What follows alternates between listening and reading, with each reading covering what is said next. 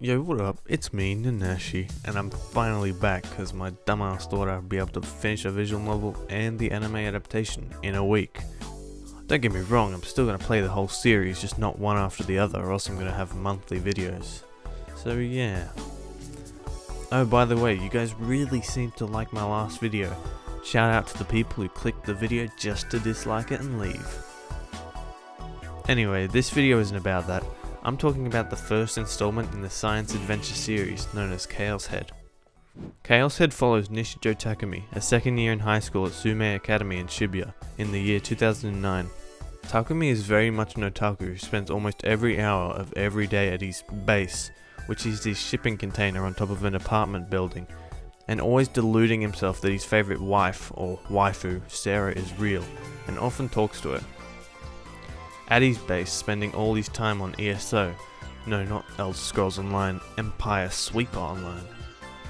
What does that mean? Minesweeper?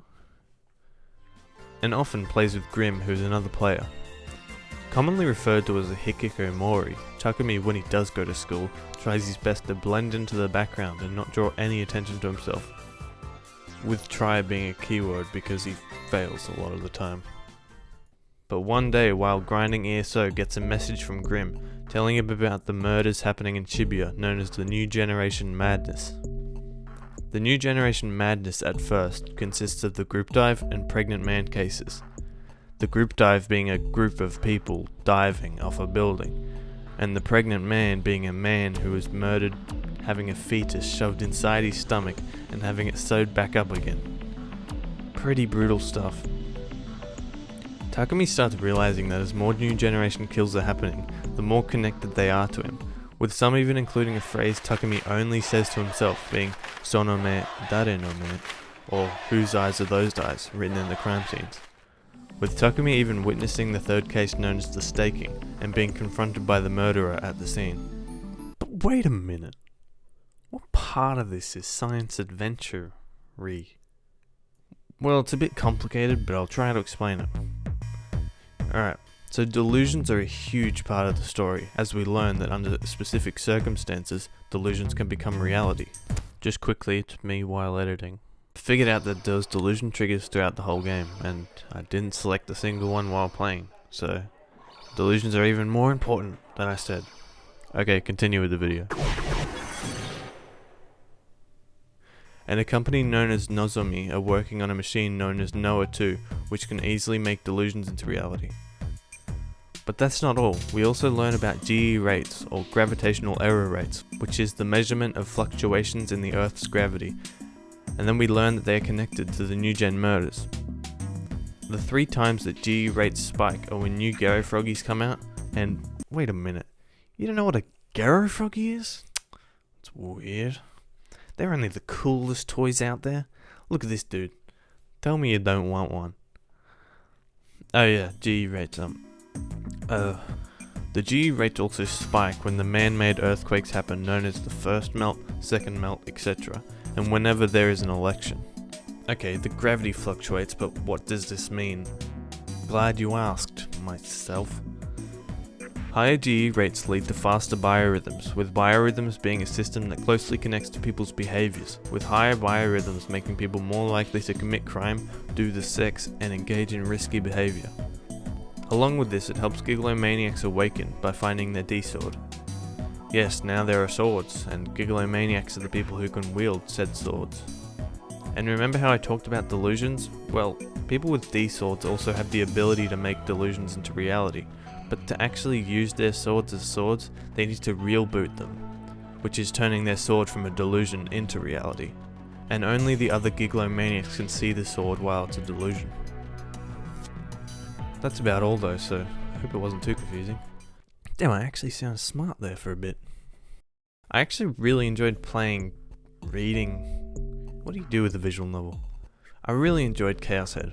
It's obviously not perfect, and I know the main character's a big pussy who never cares about anyone but himself, but I didn't hate him. And seeing his mental state break down as the story continues and starts driving himself crazy with delusions, it makes for a very interesting read. And I forgot to mention that the story is almost always from Taku's point of view, so you rarely saw what he looked like, and with a story like this, I felt like it needed to happen. I don't know if it's a common visual novels thing, but I don't think it is. The supporting characters are pretty solid too. Ben the detective and Misumi, Takumi's friend, are probably my favourite characters.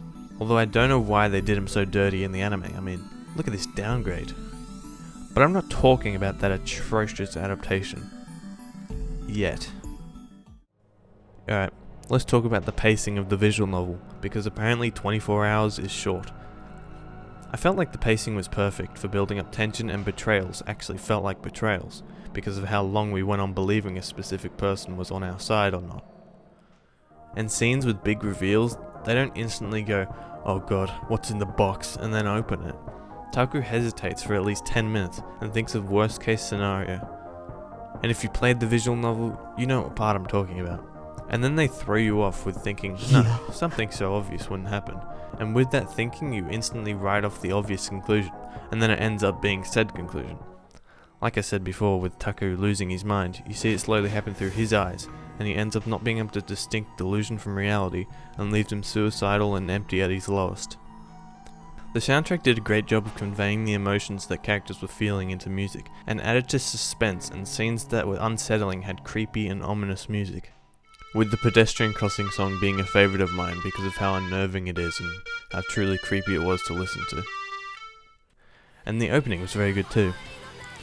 The voice acting work from Takumi's VA Yoshino Hiroyuki was very impressive, and he put a lot of effort into his role fitting the criteria of a hikikomori, and acting crazy at times with screams and such, so props to him. For me at least, it's pretty hard to find many faults with the story because I've really enjoyed it, so the visual novel, I'm gonna give a solid 8.5. But now, oh god, it's time to talk about the absolute shit show being the anime. I mean, I heard it was bad, but how bad could it possibly be? Well, I found my answer. Very bad. Okay, I suppose the first couple episodes were quite enjoyable and were actually faithful to the visual novel, but after that, oh boy. Oh, alright. What?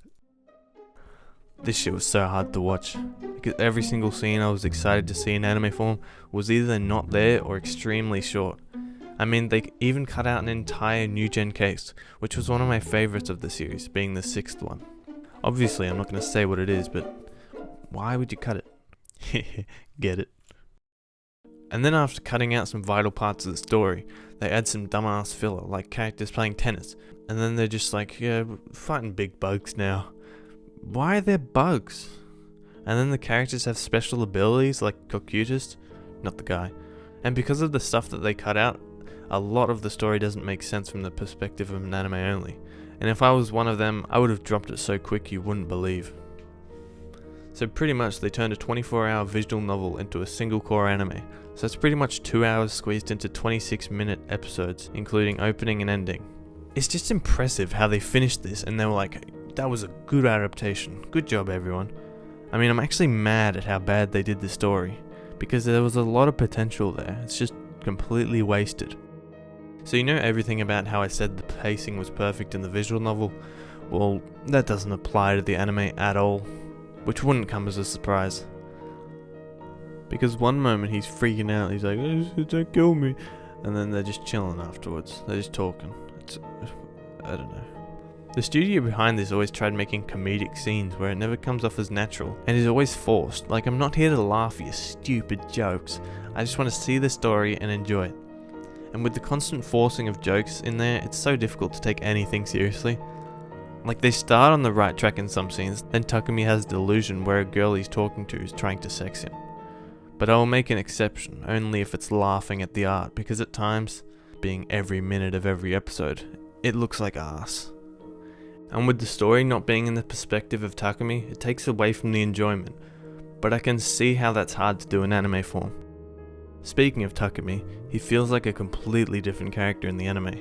He doesn't feel as reserved to himself and as much a hikikomori as the visual novel, because we don't often hear his thoughts, where in the visual novel that was a large part of how the story was told and made situations more impactful to the plot. I'll admit it, I was wrong about To Your Eternity's opening having the most spoilers. I think Chaos Head takes the cake here because everything from plot twists to characters are all spoiled. There's nothing left to be surprised about after watching it once. So if for some reason you want to watch this anime, skip to a minute 30 every episode if you don't want to be spoiled. Here's a quick list of everything I wanted to see but didn't get to in this bad adaptation. D-Sword Screech, less of Sarah, Nanami's you know what, getting you know what-ed. More focus on new gen murders, at channel discussion about new gen. Shogun Sonome Darenome on that channel. Less filler, the Norase clone in particular. Better Sana Mum backstory with actually what happened. No tennis, why was there tennis?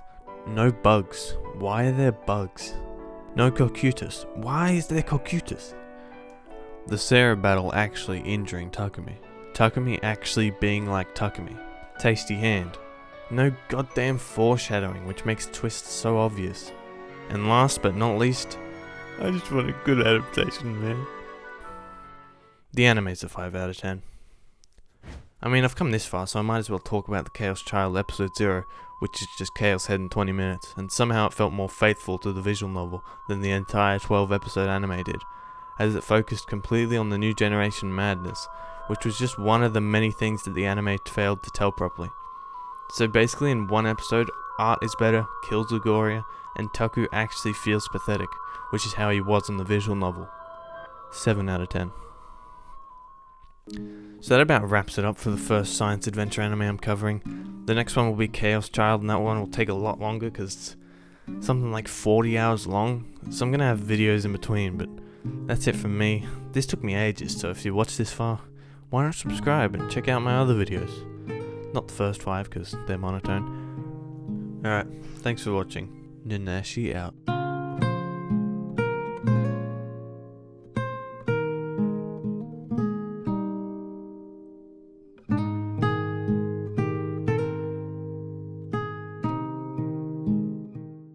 Sonome, Darenome.